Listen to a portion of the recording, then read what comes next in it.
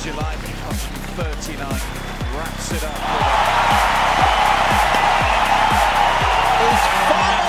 with In the world of tennis, powerful shots can make the crowd roar, but it's people who leave the deepest, most lasting scars for Stan Wawrinka.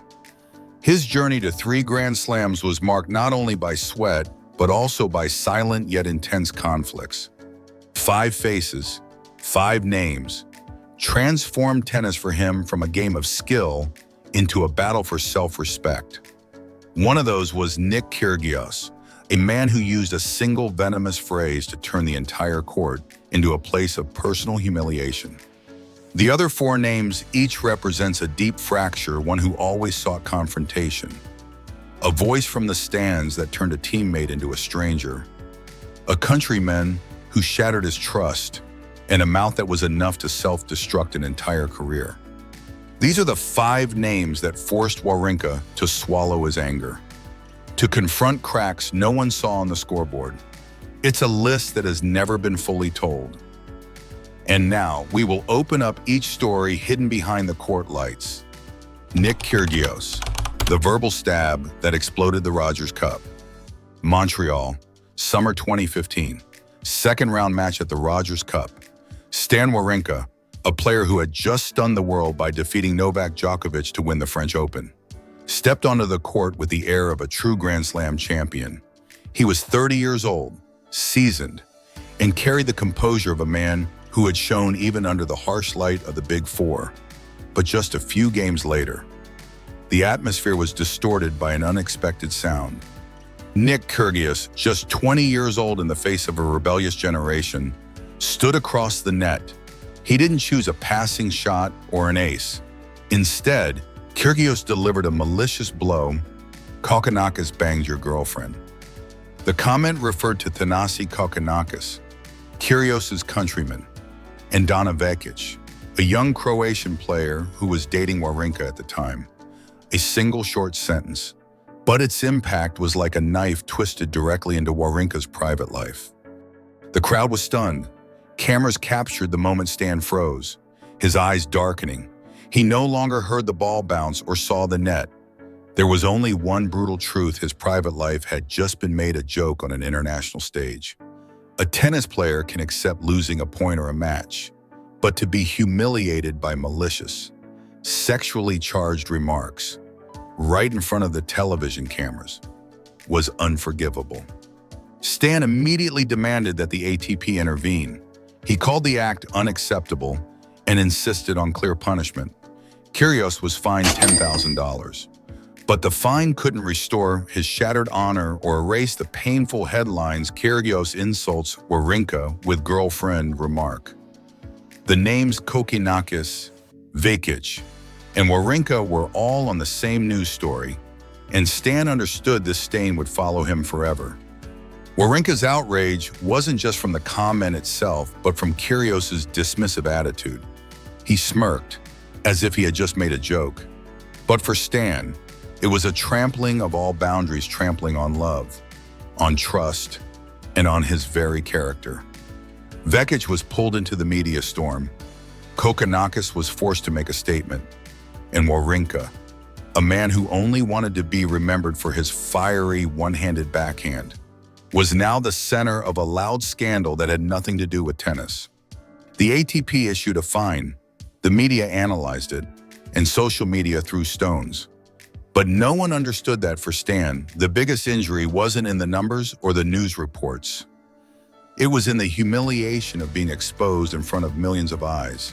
From that moment, he carried a ghost, the doubt about the thin line between sport and private life.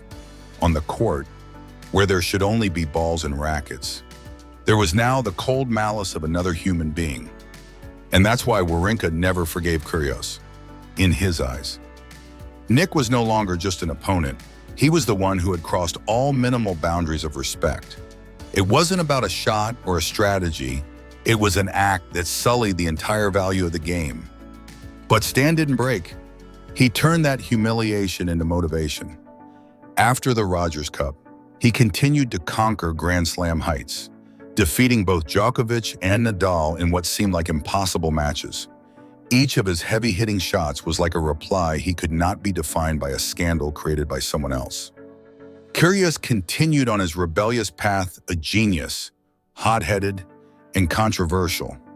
But in the unwritten diary of tennis, Rogers Cup 2015 is etched as a dark mark the day a young player turned words into a weapon, and Stan Wawrinka became the victim, a scar that will never disappear. Some wounds don't need blood to be visible.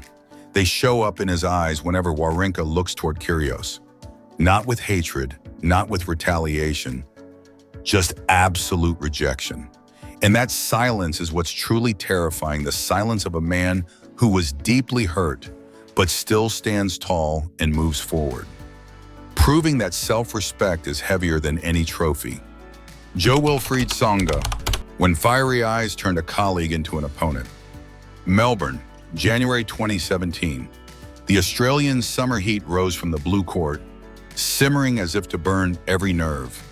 In the Australian Open quarterfinals, Stan Wawrinka and Jo-Wilfried Tsonga, two veterans who had been on the tour for years, entered a match that, from the very beginning, felt like it would be more than just pure tennis.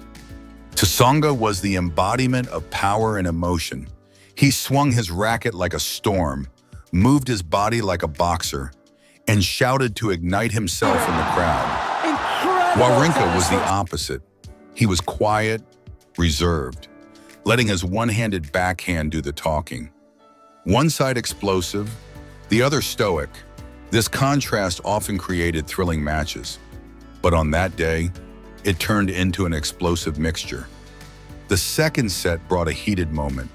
Tsonga suddenly turned, his eyes blazing, muttering something the camera didn't catch. Wawrinka immediately walked to the umpire, pointed, and said directly, "He's looking for a fight." The crowd was stunned. The tension was no longer in the shots, but in the glaring eyes across the net. An invisible crack had just split the atmosphere on Rod Laver Arena.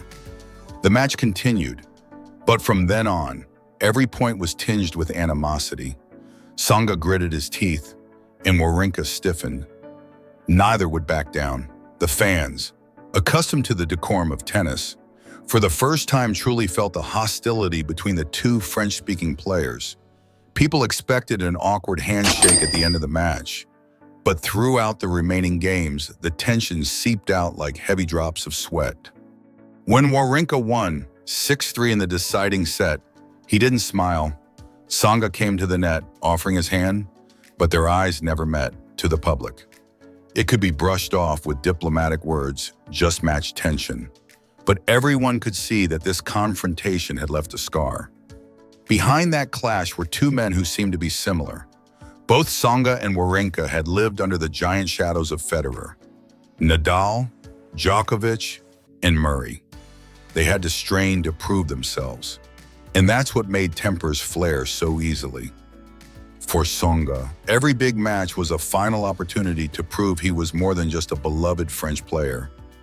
For Wawrinka, every shot was a way to scream, "I deserve to stand side by side with the Big Four."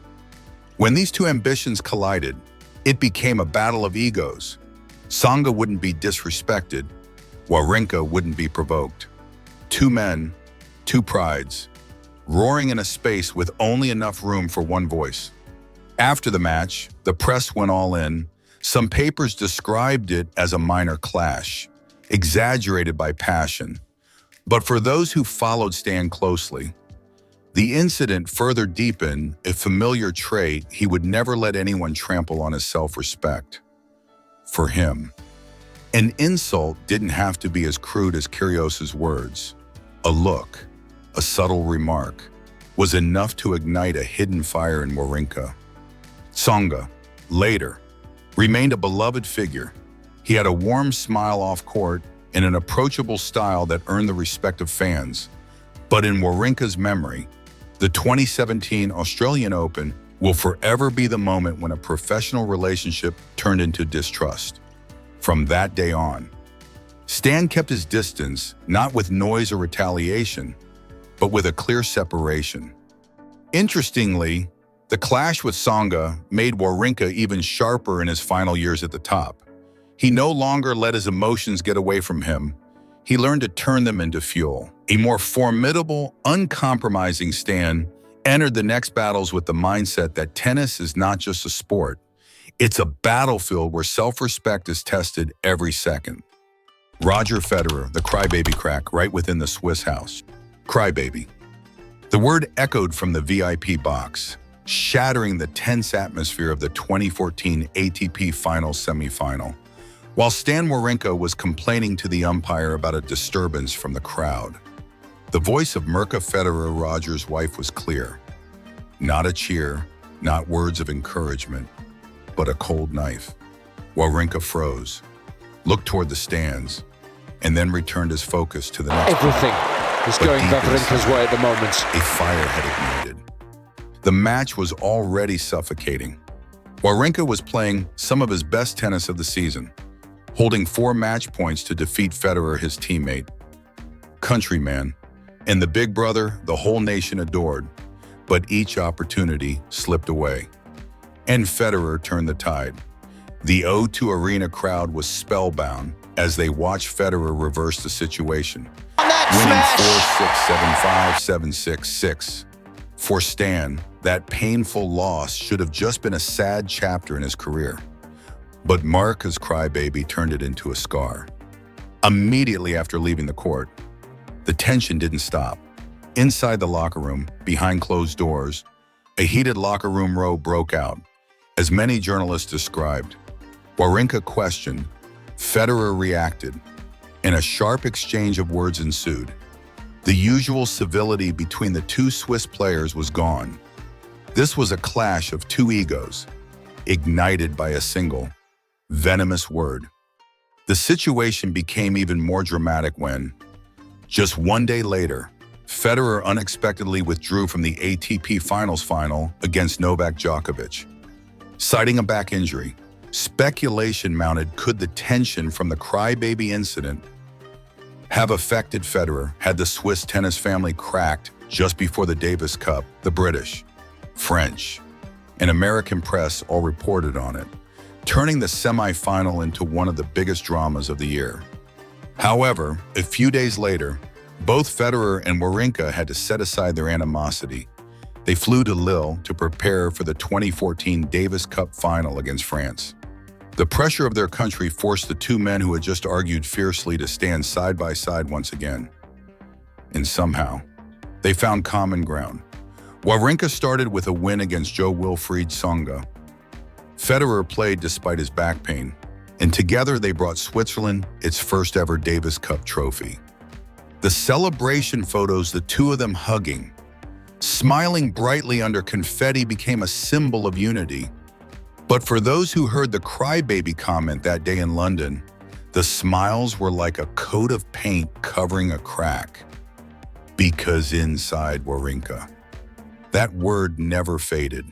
It didn't just humiliate him in front of thousands of fans. It also reminded him that even in the Swiss house, he was still in the giant shadow of Federer, easily dismissed with a cruel remark. Federer and Wawrinka continued their careers, remained teammates, and shook hands when they met. But the distance was palpable, silent. Like a hairline crack on a crystal glass, it looks transparent, but it's cold to the touch. For Wawrinka, Federer never became an enemy, but from 2014, he understood that their relationship was no longer whole. Mirka's crybaby didn't just create an ugly moment in tennis. It also became a symbol of the loneliness Stan had to carry, because while Federer was protected by the entire world, Wawrinka, despite his 3 Grand Slam titles, could still be humiliated on the biggest stage. And that's what etched Roger Federer's name on Stan's list of rivals he would never forget. Not for brilliant battles, but for a deep fracture. Henri Laaksonen, the half-hearted attitude that killed trust.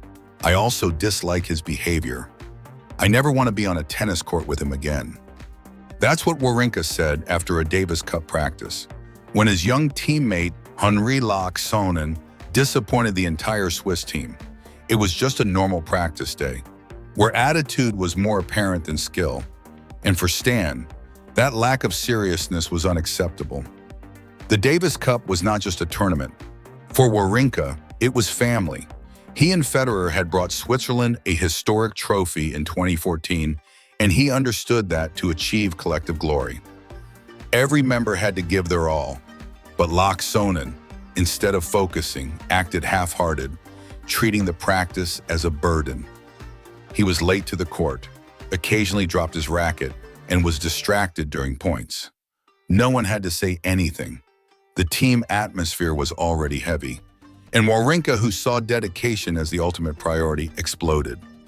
Laaksonen at the time was a little-known name, but was expected to be a successor to the older generation. However, instead of seizing the opportunity, he made himself a burden. Wawrinka criticized him bluntly. With no beating around the bush, in his eyes, a player who disrespected his teammates was more dangerous than a strong opponent across the net, because the opponent could defeat you in one match. But internal indiscipline could destroy an entire team. The Laaksonen story didn't create a media sensation like the Kyrgios incident or the Mirka drama. But for those on the team, it left a more bitter taste. Because in the Davis Cup, unity is key. When one member breaks that trust, the whole structure shakes. And Wawrinka understood that if he didn't speak up, silence would kill the team from the inside. Many people said Stan was too rigid, too blunt, but that's who he is throughout his career. He patiently lived in the shadow of the Big Four, only exploding when he could prove himself with a title. He never had the extravagance of Federer or the rage of Kyrgios. He chose to live by his own standards, discipline, respect, and absolute effort. So when he saw Laaksonen trample on those values, his reaction wasn't a temporary outburst, it was a statement. Laaksonen never truly found his place on the national team. His opportunity faded not because of a lack of talent, but because he couldn't earn the trust of veterans like Wawrinka. In a team, talent is only half the game, the other half is attitude. And in that regard, Laaksonen lost from the very beginning. For Stan, that memory reminds him that the real battles sometimes don't happen under the flash of lights or in front of packed stands. They happen quietly in practice, where a person's true nature is revealed. And sometimes, a shrug, a dismissive look, a single moment of laziness is enough to burn the trust an entire team needs to survive. On the list of the 5 names Wawrinka dislikes the most, Laaksonen is not there because of a loud scandal or a fiery confrontation. He is there for a simple reason: his attitude. And for Wawrinka, the wrong attitude is worse than a mishit. It turns a teammate into a stranger and turns trust into a burden. Jan Marty, the mouth that erased himself from the Davis Cup. The name Jan Marty disappeared from the Swiss Davis Cup roster, as quietly as if it had never existed. There was no farewell, no final handshake, just a short announcement he would no longer be with the team. And behind that decision was a voice that did not mince words: Stan Wawrinka. Marty wasn't a star, but he was once considered a potential player who could add strength to the team. He had energy, an explosive playing style, and most importantly, the opportunity to stand beside legends like Federer and Wawrinka in the national colors. But instead of seizing the chance, he destroyed it with his own attitude. During practice and team meetings, Marty constantly complained, whined, and talked too much. He showed dissatisfaction when he wasn't chosen to play, criticized the coaching staff, and even made veiled remarks about his teammates. For a team that prioritized discipline and unity above all else, his actions were like planting poison into the common atmosphere. And then, Wawrinka didn't stay silent. He spoke up publicly: Marty talks too much. This wasn't a random complaint. In tennis, where every player's ego is already big, bringing negative energy into the locker room is more dangerous than a mishit. For Wawrinka, who had strained to bring Switzerland to Davis Cup glory, that lack of respect was unforgivable. A team that wants to win cannot tolerate someone who values his ego more than the national flag. Marty reacted, placing blame, claiming he was treated unfairly. But all his justifications became meaningless when his own teammates remained silent about his departure. No one pleaded with him to stay. No one defended him. Because the truth was that Marty had isolated himself, and when Wawrinka bluntly put his foot down, the Davis Cup door closed forever on him. The Jan Marty story didn't create a global stir like the Kyrgios incident or have the internal drama of the Federer situation, but it left a straightforward lesson: talent can open the door, but attitude determines whether you get to walk through it. For a team, one wrong word can cause the entire group to crack, and Marty turned his own mouth into his sentence. On the list of names that annoyed Wawrinka the most, Marty is notable because he wasn't a star, had no major achievements, yet was significant enough for Stan to remember. In Stan's eyes, Marty represented the most dangerous type of teammate: disrespectful, undisciplined, and too self-important. When looking back at his career, Wawrinka might remember Kyrgios for the verbal stab, Tsonga for the fiery eyes, Federer for the crybaby crack, and Sonnen for the half-heartedness in practice. But with Marty, what he remembers is simply this: a teammate who made himself obsolete. Jan Marty never returned to the Swiss team. His name faded into obscurity on the rankings, quietly in history. But for Stan, the memory remains, because it's a testament to what he always believed: victory doesn't come from individual talent alone, but only when every person knows to put the team above themselves. And anyone who forgets that will sooner or later erase their own name, just as Jan Marty did. Stan Wawrinka has never been an easy player. He doesn't bow to arrogance or stay silent in the face of disrespect.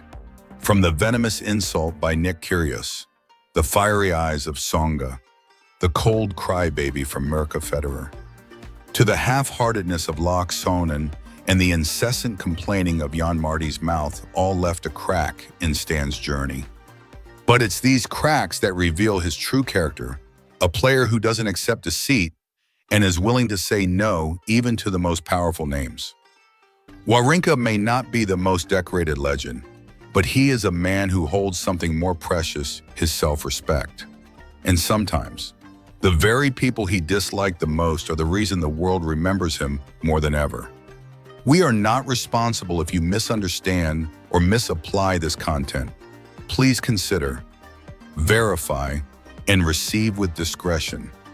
Like what you see, give us a like, comment, share, or subscribe. That's the fuel that keeps us going to tell more great stories about other tennis superstars.